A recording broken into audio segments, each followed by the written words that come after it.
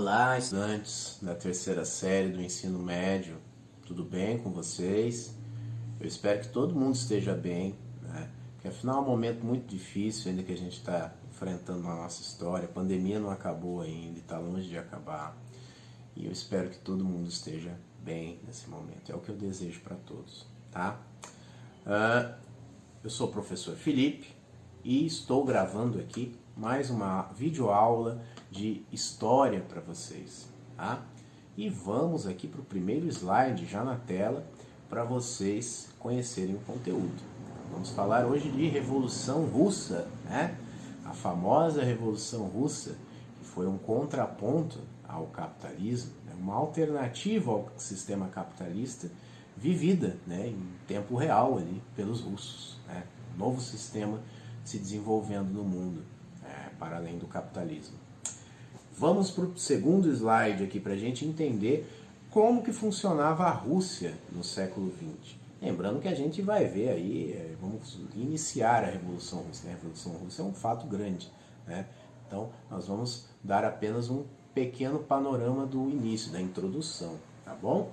A Rússia no início do século XX, né, era um gigante europeu, ali, um país de dimensões continentais, ainda é, né? E naquele tempo já era um território continental, gigantesco, né? Enorme, com grande fonte de recursos, né? Um território que tinha muita coisa ali para ser explorada e também tinha uma posição estratégica geopoliticamente falando, né? Era ali próximo a um pedaço dos Estados Unidos, né? Que é o estado ali da península, né? O Alasca, né? Também próximo ali da América, né? Porque a Terra é redonda, né? Então dá para chegar ali pelo outro lado, né? E ali do lado também da Europa Ocidental, né? Que era um grande polo de desenvolvimento também do mundo. Então a Rússia é um país gigante, né? Sempre foi, e numa posição estratégica ali, num lugar legal, interessante, né? Para a direita também fica a Ásia, né? Tem ali o Japão, né? A China, né? Enfim, é um gigante numa posição estratégica, europeu, tá? Da Europa, e pega uma parte da Ásia também. Olha só como a Rússia é gigante, ela está em dois continentes, né? Vamos para o próximo slide. Vamos entender mais sobre a Rússia no início do século XX.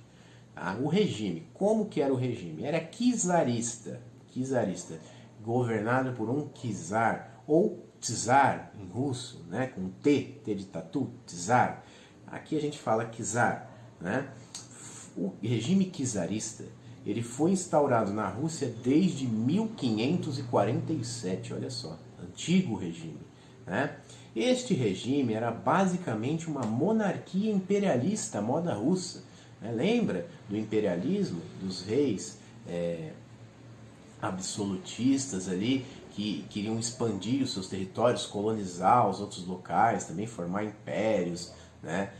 Pois é, a Rússia era mais ou menos isso, era uma monarquia, né, imperialista, absolutista também, né, porque afinal de contas tinha um império, né, dominado por um czar, né, que era absolutista, né, que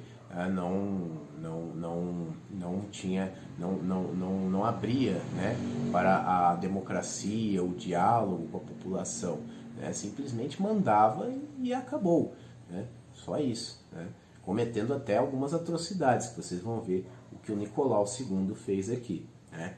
Não haviam direitos para a população em geral e muitas regalias ao clero e à nobreza.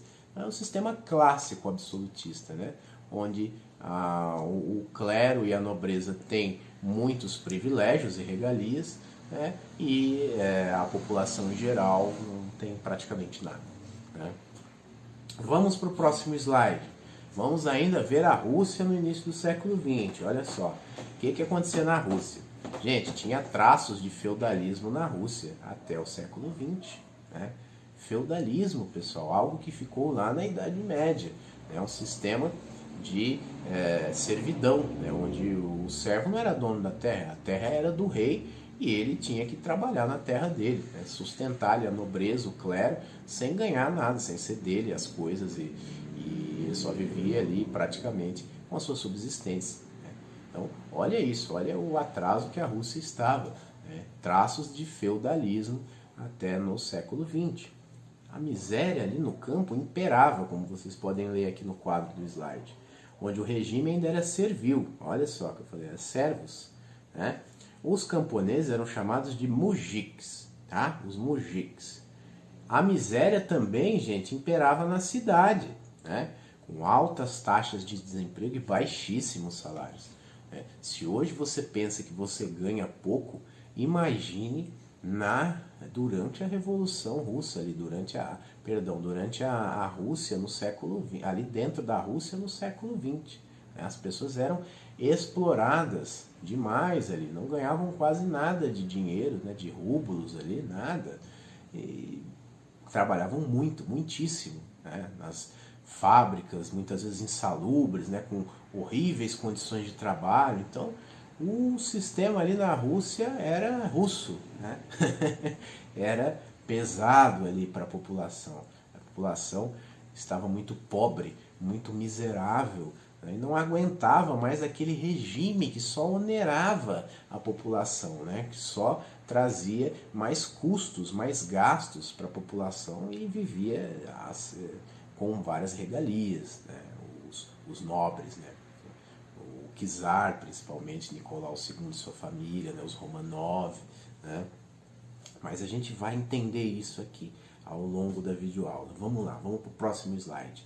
Teve outra coisa também que, olha, deixou a Rússia desmoralizada, humilhada, né, frente aos cidadãos, que foi a Guerra Russo-Japonesa. Cara, isso é muito importante, gente. Olha só, o que foi isso aqui? Foi um conflito entre o Japão e a Rússia pela posse de terras na China e na região da Manchúria. O Japão, para quem não sabe, foi um grande colonizador ali da Ásia, né? Ele colonizou várias terras ali na China, na Coreia, né? E causou também muita destruição ali com essa colonização, né? Tanto que os coreanos e os chineses não têm muito bons olhos com os japoneses hoje em dia, né? Por causa disso, essas tretas históricas aí, né? E nessa época o Japão estava ali firme e forte, né, com seu império japonês também, guerreando ali com o império russo, né? E por posse de terras na China, olha só, eles queriam pegar as terras da China ali, da Manchúria, né, que era a região ali perto da Mongólia, como vocês podem ver no mapa, e perto da União Soviética, da Rússia aqui, né? Era uma região de muito interesse e muita estratégica, porque ficava próximo ali também do mar, né, para desembocar, para tomar conta ali dos portos, né, ali próximo do Japão também. Então, era uma região excelente para se tomar, né? Mas a Rússia perdeu de lavada. O Japão provocou uma derrota humilhante à Rússia, enquanto diversos protestos a favor das necessidades sociais eclodiram no território russo, né? Então, essa derrota humilhante também trouxe um monte de manifestações. Poxa, como é que pode a gente passando fome aqui dentro, a gente não tendo o que comer, e vocês fazendo guerra, né, com o Japão? Então, mais ou menos isso que a população pensava, né? Um protesto deles foi a famosa revolta do encouraçado Potemkin, que aconteceu em 1905. Tem até um filme, eu vou mostrar para vocês aqui no próximo slide, ó, o Encouraçado Potemkin, que é um filme do Sergei Eisenstein, tá? É um filme muito antigo, em preto e branco, mudo, é complicado até de assistir, mas é uma obra-prima, gente, que mostra como que foi a revolução do Encouraçado Potemkin, a revolta lá do Encouraçado, que era um navio gigante de guerra, né, onde os marinheiros eram tratados de forma horrível, né? Inclusive até tendo que comer carne podre, né? E aí os marinheiros se revoltam e tomam ali o poder, fazem um motim, né? Prendem, matam ali os superiores e tomam o navio. Só que a revolta é sufocada pelo czar, né? Pelo regime, pelo governo, mas é um dos maiores símbolos de resistência do pré-revolução russa, né? É essa revolta do encouraçado Potemkin, né? Olha só, o povo, né, os marinheiros, os subordinados ali tomando o poder, né? Então, olha o peso que isso tem, né, ali no contexto da Rússia. Vamos para o próximo slide. Outra coisa que aconteceu, e essa é para conta do Nicolau, do czar. Olha, 1905, um ensaio revolucionário. Veja bem, vamos entender. Eu falei para vocês que estavam acontecendo revoltas ali, né? Encouraçado Potemkin, várias manifestações. No campo, o que estava acontecendo? O pessoal estava ocupando terras, pilhando, né? Porque a fome estava gigante, pessoal, não tinha o que comer. Então o pessoal estava ali, as pessoas, né? A população russa no campo estava tomando ali as terras, pilhando tudo, porque não se tinha mais nada para comer. A fome estava, a miséria estava gigantesca. Na Marinha a gente tem a revolta do Potemkin, né, que é a mais famosa, a revolta de marinheiros, e na cidade várias greves explodindo por todo lado, né? A Rússia estava vivendo uma crise política gigantesca, né? E por causa dessas greves que foram feitas nas cidades, foi criado, né, os sovietes, né, que era tipo de assembleia ali, onde os socialistas e os representantes do povo, os próprios operários também se reuniam ali para discutir melhorias, né, e cobrar o regime czarista que fizesse alguma coisa. Eram conselhos operários que nasceram ali nas cidades, né? E também, além disso, né, além de ter sido criados os sovietes, foi criado pelo próprio imperador, o czar Nicolau II, a Duma, né, a famosa Duma. Que é? É o parlamento russo, nada mais que isso, é o parlamento russo. É um parlamento. O czar era absoluto, só ele mandava no negócio. Aí ele cria um parlamento, né, para o chamado inglês ver, né, estou criando um parlamento aqui para vocês participarem do governo. Mas continuou centralizando as coisas, nada mudou, né? E em 1905, inclusive, acontece o famoso episódio do Domingo Sangrento, né, que vocês podem ver aqui representado na pintura do Vladimir Yegorovich Makovsky, né, de 1905, da mesma data que aconteceu.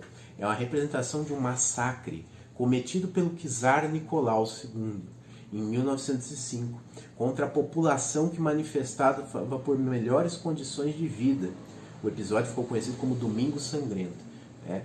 Tinha um padre, né, que liderava também essa marcha, né, dos pobres até em São Petersburgo, que era a capital na época, e muita gente ali foi assassinada, foi dizimada pelas tropas czaristas. Ele simplesmente mandou dispersar a manifestação, matando um monte de gente e simplesmente isso, né? Mais um para conta do Nicolau. Então, olha só, né, o que o czar estava fazendo. Estava tratando a Rússia, né, como se fosse ali praticamente, né, o seu brinquedo. Ele podia fazer o que quisesse, mas isso teve uma resposta, né? Mas para entender isso, né, nós precisamos entender também que a Rússia estava vivendo uma época socialista também. O socialismo ali, apesar do regime ser czarista, o socialismo estava eclodindo ali de diversas formas e fervilhando ali na realidade russa, né? O socialismo estava presente ali na cabeça de vários pensadores. Um deles é o Vladimir Lenin, né? Vocês podem ver aqui no slide, né, que era um bolchevique, né, e o pessoal estava bolando ali diversas formas de melhorar a qualidade de vida da população, de governar melhor através do socialismo. O socialismo estava em voga ali na Rússia, né? Vários pensadores estavam indo por essa via, frente ao regime autoritário do czar, né? Porque o czar não deixava alternativa também com esse regime autoritário. E aí a gente tem duas correntes ali principais, né, de socialistas, né, porque tinham outras também, mas as principais eram o quê? Os bolcheviques e os mencheviques, tá? Eram os mais moderados, que eram os mencheviques, e os mais radicais, que eram os bolcheviques, tá? Lenin era bolchevique, por exemplo.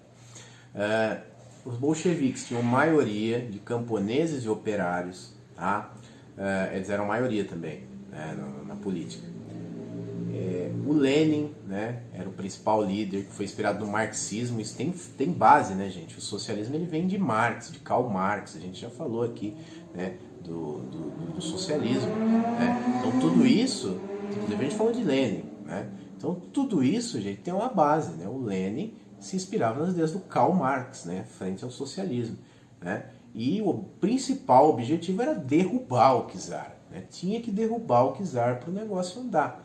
O czar não estava preocupado com a população de forma alguma, só com a nobreza, com o clero e com a família dele, né?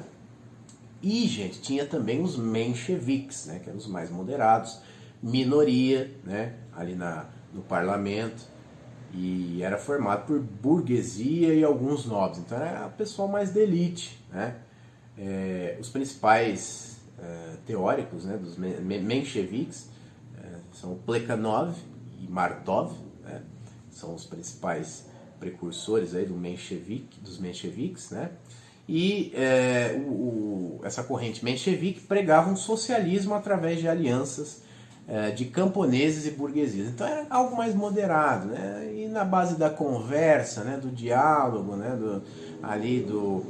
Mas não um diálogo mais efetivo, mais incisivo também, né? Algo que ficasse mais em cima do muro ali, né? E talvez continuasse até a mesma dinâmica, né?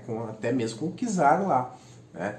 Então era um pessoal mais em cima do muro. Os bolcheviques já eram mais posicionados, tá? E mais incisivos. Eles eram quase que jacobinos, né? No que eles propunham. Lembrando que os jacobinos eram os radicais lá da Revolução Francesa. Apenas uma comparação para vocês entenderem, tá bom?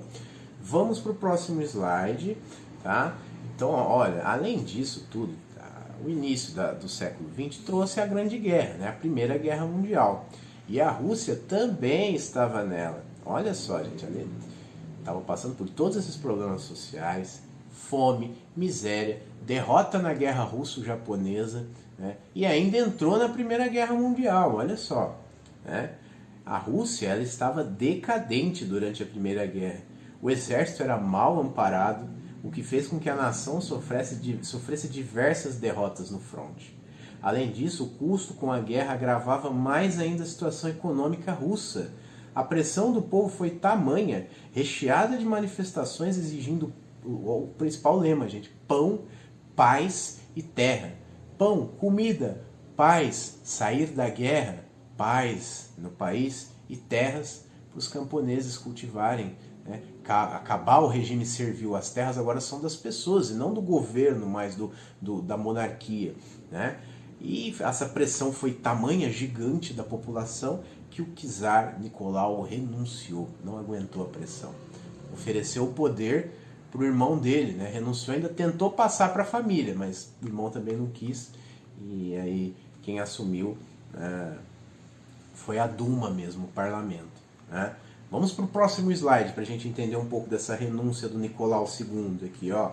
Através da chamada Revolução de Fevereiro, que aconteceu em março, né, porque eles usavam um calendário diferente lá, tá? Em 2 de março de 1917, o czar Nicolau II renuncia e a Duma, que é o parlamento russo, a gente já aprendeu, assume o controle do país. Agora o parlamento governa, né? A Revolução de Fevereiro é considerada como o início da Revolução Russa de 1917, que foi em outubro, né, gente? Outubro, Revolução Russa. Fevereiro já estava começando ali a se encaminhar, né? Mas isso já vinha encaminhado desde 1905, com várias revoltas, Domingo Sangrento, a revolta do Potemkin, né? Mas veja, vai evoluindo, em 1917 não dá mais, não tem como aguentar o governo do czar Nicolau.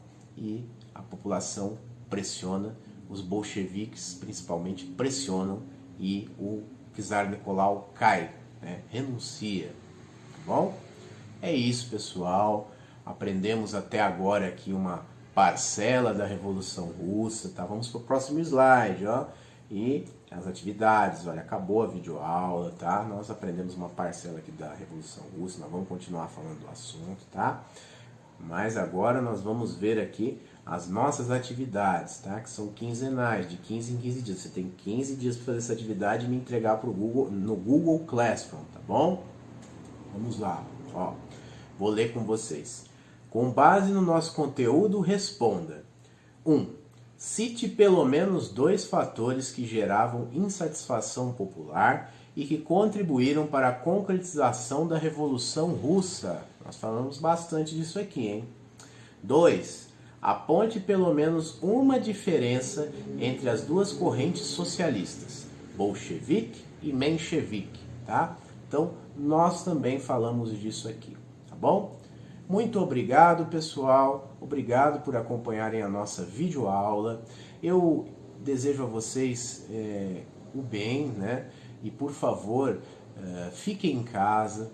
Se tiver que sair, siga os protocolos sanitários, se cuide, use máscara, álcool em gel, não tire a máscara, tá? Mantenha o distanciamento, por favor. Mantenha-se vivo, tá? Porque você é muito importante, creio que não só para mim, mas para a sua família também, seu círculo de amigos. Então mantenha-se vivo e mantenha as pessoas que você ama vivo também, né? Seguindo os protocolos sanitários e sobrevivendo ao coronavírus, tá bom? Obrigado, gente. Boa semana e bons estudos. Tchau!